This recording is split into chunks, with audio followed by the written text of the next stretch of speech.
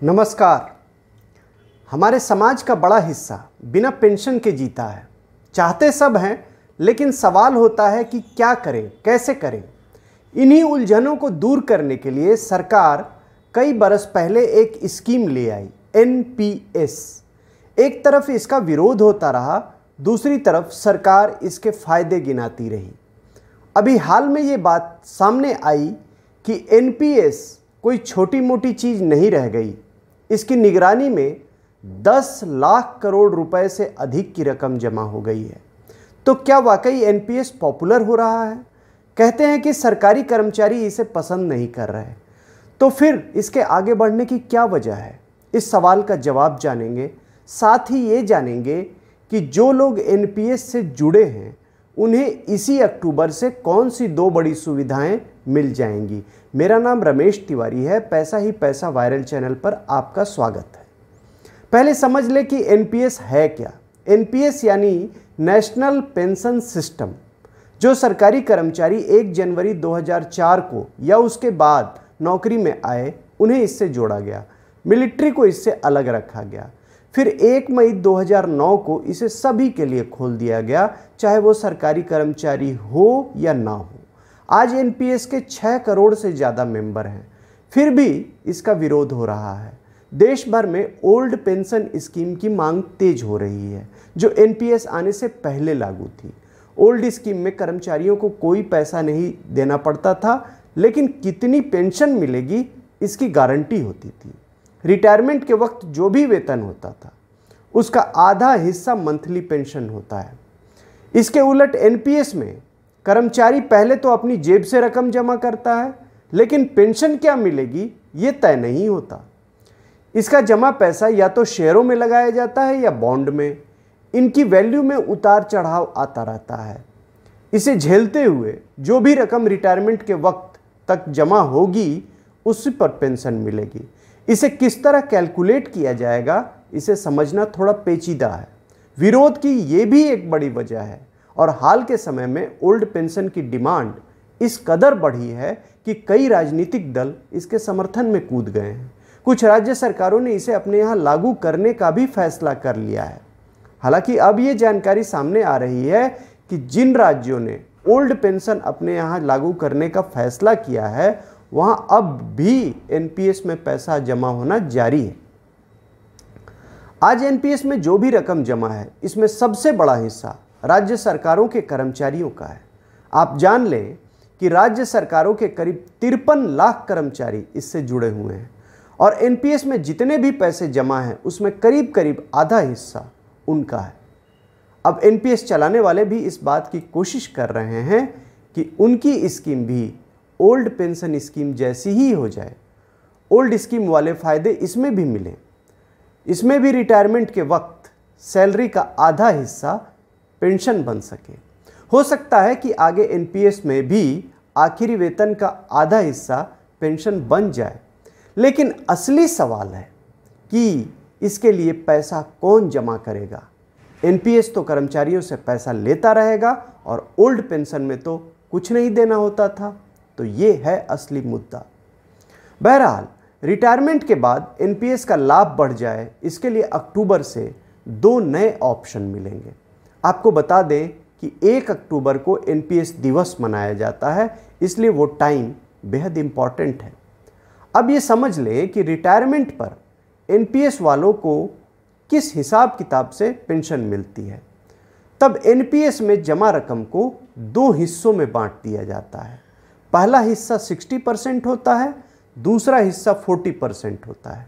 इसे अच्छी तरह समझ लें, आगे भी याद रखने की ज़रूरत होगी। एनपीएस में जमा रकम को 2 हिस्सों में बांट दिया जाता है। पहला हिस्सा 60% होता है, दूसरा हिस्सा 40%। अब 60% वाला हिस्सा हम निकाल सकते हैं पूरी तरह से टैक्स फ्री, जबकि बाकी बचे 40% को एक मुश्त इंश्योरेंस कंपनी को देना होता है, और वो इंश्योरेंस कंपनी इसके बदले हमें ज़िंदगी भर एक तय रकम हर महीने देती है, बिल्कुल पेंशन की तरह। अब अक्सर लोगों की शिकायत होती है कि एनपीएस में पेंशन की रकम बहुत कम होती है, लेकिन इसे सपोर्ट करने वाले कहते हैं कि 60% रकम तो हमने पहले ही निकाल ली, तो पेंशन कहाँ से बड़ी होगी। हमें तो सिर्फ बाकी बचे 40% पर ही पेंशन मिलती है ना। और इसका भी रिटर्न मिलता क्या है, एक इंश्योरेंस कंपनी क्या देगी। आमतौर पर ये 5% के करीब होता है, बहुत हुआ तो 7%। इसमें क्या ही पेंशन बनेगी। अब इस शिकायत को दूर करने के लिए एक नया प्लान बनाया गया है। अब 60% रकम एक मुश्त निकालने की जगह धीरे धीरे निकालने का ऑप्शन होगा। थोड़ा थोड़ा पैसा हर महीने लेते रहेंगे। पैसा मंथली ना लेना चाहें तो हर 3 महीने में ले लें, या 6 महीने में, या साल में ले लें। और फ़र्ज कीजिए कि हम साल में कुल मिलाकर टोटल जमा रकम का 3-4% निकाल लेते हैं, तो इस बीच क्या होगा, बाकी का जमा पैसा बाजार में बढ़ता रहेगा। हो सकता है कि जो पैसा आपने निकाल लिया उसकी भी भरपाई हो जाए। दूसरी तरफ पेंशन भी बढ़ जाएगी, क्योंकि 40% वाले हिस्से का भी पेंशन पहले से मिल रहा होगा और अब ये 60% से भी कमाई हो रही होगी। इससे एक और बात हो सकती है, जैसा कि मैं पहले ही बता चुका हूँ कि एनपीएस का पैसा मार्केट में लगा होता है।